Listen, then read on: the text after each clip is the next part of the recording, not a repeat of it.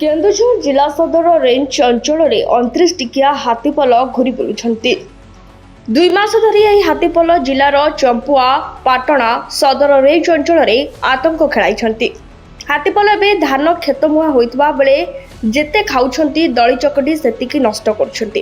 ଏହାସହ ଘରଦ୍ୱାର ଭାଙ୍ଗି ନଷ୍ଟ କରିବା ସହ 2 ସପ୍ତାହ ଧରି ଏହି ହାତୀପଲ ସଦର ରେଞ୍ଜ ଅଞ୍ଚଳରେ ଆତଙ୍କ ଖେଳାଇଛନ୍ତି।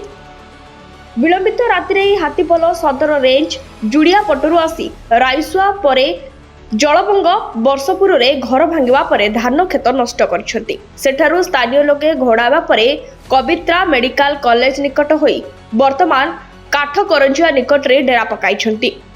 ଏହି ହାତୀପଲରେ 12ଟି ମାଇ ହାତୀ, 11ଟି ଦନ୍ତା ହାତୀ ଏବଂ 6ଟି ଛୁଆ ହାତୀ ଥିବା ବନ ବିଭାଗ କହିଛି। ହାତୀପଲ ଜଳବଙ୍ଗ ଆରଡେଇ ନଦୀରେ ଜଳକ୍ରୀଡ଼ା କରିବା ପରେ ସ୍ଥାନୀୟ ଲୋକଙ୍କ ସହାୟତାରେ ବନ କର୍ମଚାରୀ ଘୋଡ଼ାଇବା ପରେ ହାତୀପଲ ଏବେ କାଠକରଞ୍ଜିଆ ଜଙ୍ଗଲରେ ଅଛନ୍ତି। ହାତୀପଲଙ୍କ ଗତିବିଧି ଉପରେ ବନ ବିଭାଗ ତୀକ୍ଷ୍ଣ ନଜର ରଖିଛି।